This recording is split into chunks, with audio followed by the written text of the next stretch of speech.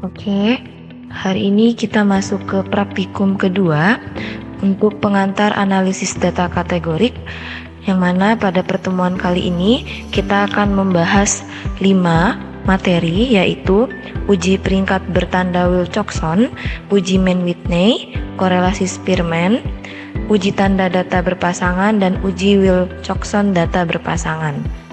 Kita bahas satu persatu. Yang pertama kita akan membahas tentang uji peringkat bertanda Wilcoxon, yang mana pada uji ini memiliki tujuan bahwa untuk membandingkan median dari satu sampel terhadap suatu nilai median yang dihipotesiskan, atau untuk membandingkan dua sampel berpasangan. Prinsip kerjanya, data diurutkan berdasarkan besarnya perbedaan antara nilai sampel dan median yang dihipotesiskan. Kemudian diberi peringkat atau ranking. Nah, peringkat tersebut kemudian dijumlahkan secara terpisah untuk tanda positif dan negatifnya. Dan perbedaan ini digunakan untuk menentukan apakah median sampel berbeda secara signifikan dari median yang dihipotesiskan. Penggunaannya sama seperti pada uji yang lain. Uji ini sering digunakan ketika asumsi normalitas tidak terpenuhi. Kita masuk ke contoh soal. Contoh soalnya seperti berikut. 10 contoh UKM dipilih untuk verifikasi dengan omset bulanannya. Datanya sebagai berikut. Lalu pertanyaannya adalah, benarkah nilai tengah omset bulanan UKM Kota Bogor sebesar 10 juta? Nah, perlu diperhatikan teman-teman di sini. Pertanyaannya adalah, benarkah nilai tengah omset Kota Bogor sebesar 10 juta? Tanpa memperhatikan tanda lebih besar atau lebih kecil atau lebih kurang dari.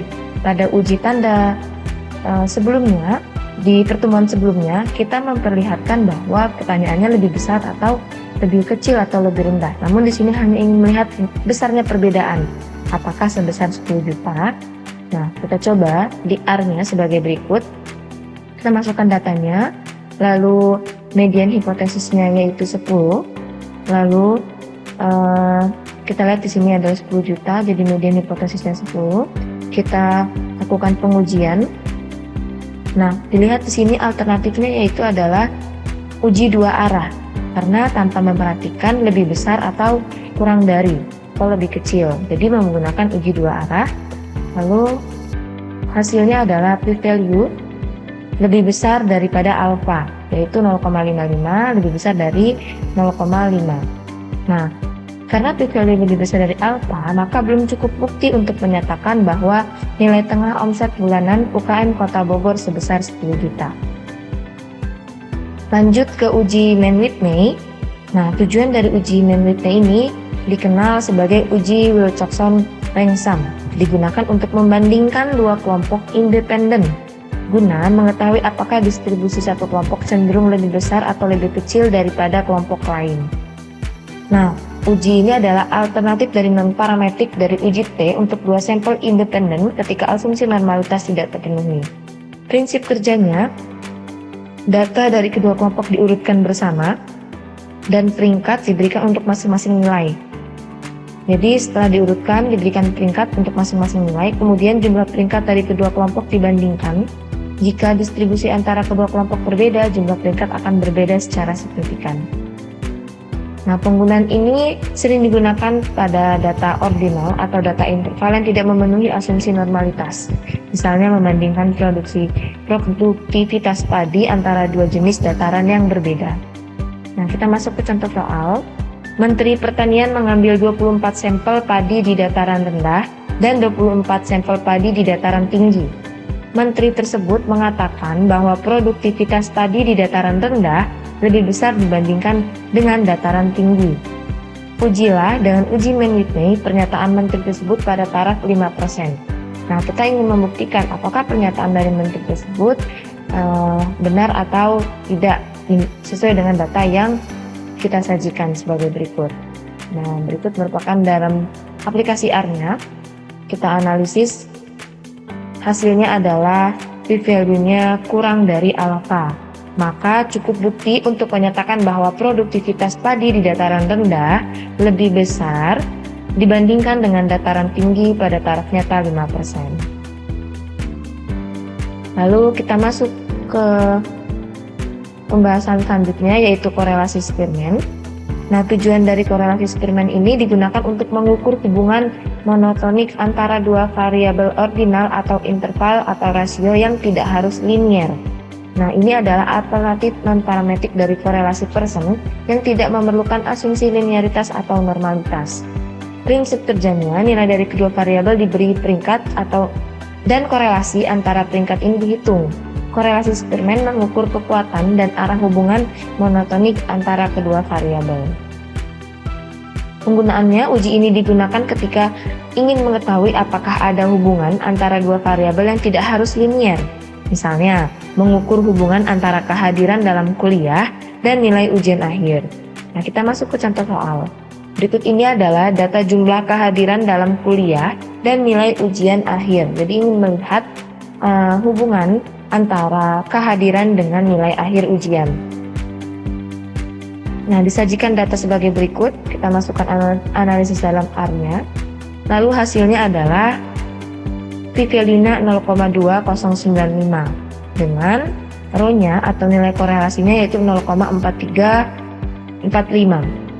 Kesimpulannya adalah karena p-value lebih besar dari alfa, maka tidak cukup bukti untuk menyatakan bahwa ada hubungan antara jumlah kehadiran kuliah dan nilai ujian akhir. Lalu dari nilai korelasinya 0,4345 ini menunjukkan bahwa memiliki korelasi yang positif.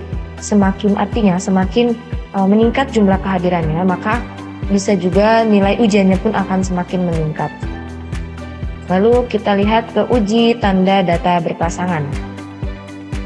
Nah, sebelumnya kita hanya membahas uji tanda saja tanpa kita membahas uji tanda data berpasangan.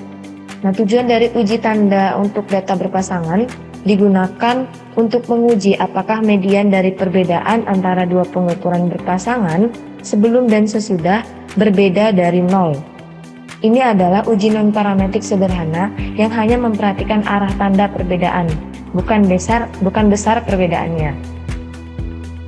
Nah, jadi kita ingin melihat hanya memperhatikan arah tanda perbedaannya, positif atau negatif, bukan besar perbedaannya. Ini untuk uji tanda data berpasangan. Nah, prinsip kerjanya, setiap pasangan nilai dibandingkan dan tanda perbedaan positif atau negatifnya dicatat. Jumlah tanda positif dibandingkan dengan jumlah tanda negatif untuk menentukan apakah terdapat perbedaan signifikan antara dua kondisi positif atau negatifnya. Nah, penggunaannya, uji ini digunakan ketika datanya berpasangan dan tidak memenuhi asumsi normalitas, atau ketika hanya tertarik pada arah perubahan. Misalnya, menguji apakah pengaturan suhu ruangan mampu menurunkan suhu badan pada penderita demam. Nah, kita ingin melihat apakah ada arah perubahan dari pengaturan suhu ruangan mampu menurunkan suhu badan pada penderita demam. Kita lihat ke contoh soal. Nah, contoh soalnya adalah uji coba pengaturan suhu ruangan rumah sakit diharapkan dapat menurunkan suhu badan bagi penderita demam.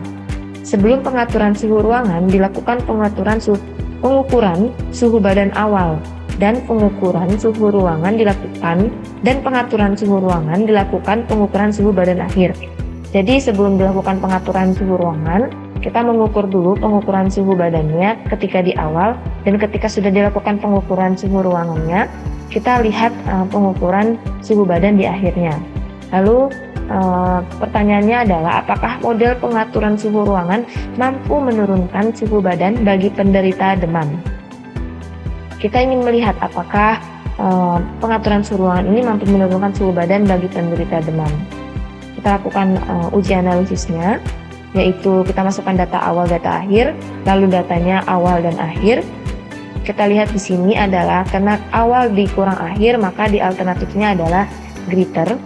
Nah, lalu kita lihat p-value-nya, hasilnya yaitu 0,2539. Nah, karena p-value lebih besar dari alfa, maka tidak cukup bukti untuk menyatakan bahwa model pengaturan suhu ruangan mampu menurunkan suhu badan bagi penderita demam pada tarafnya 5%. Kita lanjut ke uji Wilcoxon data berpasangan.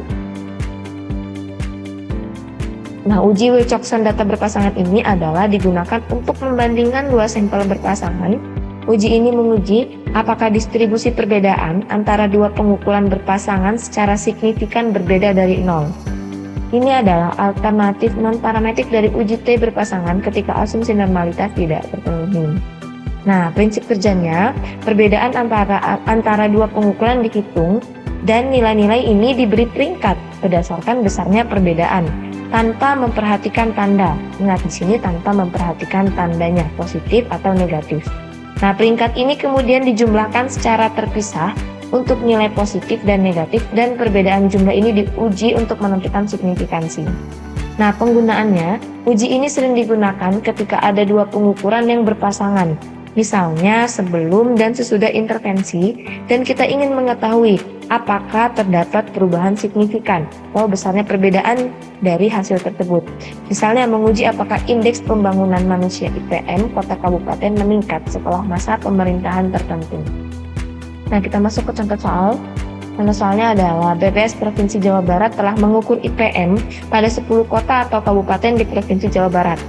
BPS menyatakan bahwa IPM kota atau kabupaten di Provinsi Jawa Barat lebih tinggi setelah masa pemerintahan Gubernur X. Nah, kita ingin menguji, ujilah pernyataan tersebut pada taraf nyata 5%. Berdasarkan data, kita ingin menguji apakah pernyataan tersebut terbukti atau tidak. Lalu kita lakukan uji Wilcoxon data berpasangan. Nah, hasilnya menunjukkan p-value-nya yaitu lebih besar dari alfa. Maka tidak cukup bukti untuk menyatakan bahwa IPM kota atau kabupaten di Provinsi Jawa Barat lebih tinggi setelah masa pemerintahan Gubernur X pada taraf nyata 5%. Nah, perbedaannya dengan uji tanda data berpasangan tadi, nah kalau dalam uji tanda data berpasangan, ini kita melihat perbedaan positif atau negatifnya. Untuk melihat, untuk membanding jumlah tanda positif dibandingkan dengan jumlah tanda negatif untuk menentukan apakah perbedaan signifikan antara dua kondisi. Namun dalam uji Wilcoxon, kita ingin melihat bahwa tanpa memperhatikan tandanya, kita ingin melihat besarnya perbedaan secara signifikan atau tidak. Tuh. Nah, lalu kita lanjut ke latihan soal. Nah, latihan soalnya di sini disediakan 10 soal. Silahkan teman-teman coba kerjakan, lalu akan kita bahas saat di pertemuan praktikum nanti. Ada 10 soal, dicoba masing-masing orang dari 1 sampai 10 ini. Contoh soal pertama yaitu tentang peneliti kadar kolesterol antara dua kelompok, satu kelompok yang mengikuti diet darah, lemak, dan satu kelompok yang tidak. Nah, lalu di sini adalah ujilah apakah peneliti ingin mengetahui apakah kadar kolesterol pada kelompok yang mengikuti diet rendah lemak lebih rendah dibandingkan dengan kelompok yang tidak mengikuti diet tersebut. Nah, ujilah peneliti tersebut menggunakan uji Mann-Whitney. Nah, di sini sudah tertera dengan jelas ya teman-teman, kita menggunakan uji Mann-Whitney. Lalu soal kedua yaitu sebuah studi membandingkan tingkat kepuasan pelanggan antara dua jenis layanan, yaitu layanan A dan layanan B. Nah, peneliti mengumpulkan dua sampel tingkat kepuasan dari masing-masing layanan. Peneliti ingin mengetahui apakah tingkat kepuasan pelayanan untuk layanan A lebih tinggi dibandingkan dengan layanan B. Nah, ujilah pernyataan peneliti tersebut menggunakan uji Mann-Whitney. Nah, di sini juga sudah diminta untuk melihat uji Mann-Whitney-nya. Lalu soal ketiga yaitu sama uji Mann-Whitney. Soal keempat yaitu di sini kita ingin melihat korelasi dari peringkat Spearman-nya. Jadi menghitung korelasi antara jumlah buku dengan skor kepuasan. Lalu soal selanjutnya yaitu hitung korelasi juga. Soal yang keenam, kita ingin melihat korelasi juga Spearman antara jumlah proyek dengan jumlah jam tidur. Soal nomor 7, kita ingin menguji apakah pemberian suplemen vitamin C mampu meningkatkan kadar vitamin C dalam darah. Lalu soal nomor 8 yaitu apakah metode pelatihan baru mampu meningkatkan kemampuan aerobik. Lalu nomor 9 juga dengan tekanan darah sebelum dan sesudah, kita ingin melihat apakah mampu menurunkan tekanan darah. Lalu yang soal terakhir, soal nomor 10, apakah program pelatihan bahasa Inggris mampu meningkatkan skor tes bahasa Inggris. Nah, oke. Terima kasih untuk pertemuan hari ini. Saya cukupkan. Wassalamualaikum warahmatullahi wabarakatuh.